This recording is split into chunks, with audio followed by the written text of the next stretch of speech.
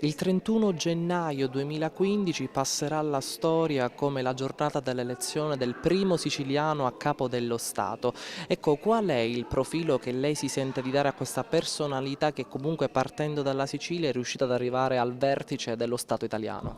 Allora, io l'ho conosciuto personalmente, ho dato 2 materie all'università con lui, ricordo il diritto parlamentare e il diritto regionale faceva le funzioni, mancava il professor Orlando allora e quindi ho dato la materia con lui. Devo dire che a livello personale, umano, professionale, intanto preparatissimo e secondo anche una persona per bene, molto distinta, per la difficoltà che poteva aver incontrato come studente di allora, devo dire che metteva molto a suo agio, cercava di comprendere lo stato d'animo, quindi una persona molto per bene, molto disponibile e molto aperta. Per il fatto che sia siciliano naturalmente sono assolutamente contento ed orgoglioso.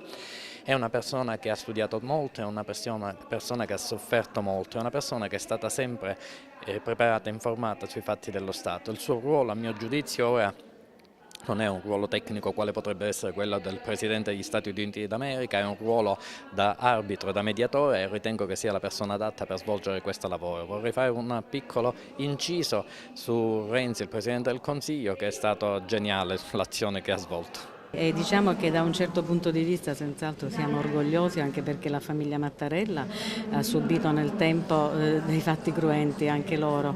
Il fratello appunto di Sergio è stato barbaramente ucciso il 6 gennaio, l'Epifania del 1980 e sicuramente questo ha lasciato un segno particolare proprio nella struttura mentale del nostro ormai attuale presidente.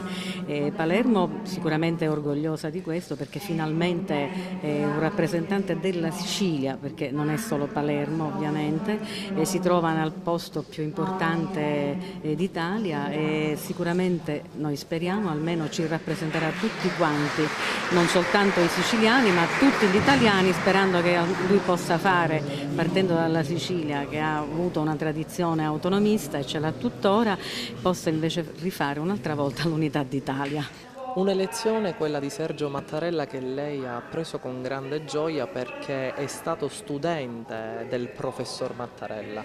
Sì, nel 1974 ho sostenuto gli esami col professore Sergio Mattarella di diritto parlamentare ed ebbe il 27 come voto ed era una persona squisita sul piano del rapporto tra il docente e gli studenti. Quindi averlo ora trovato come capo del Paese, come Presidente della Repubblica, per me è una soddisfazione.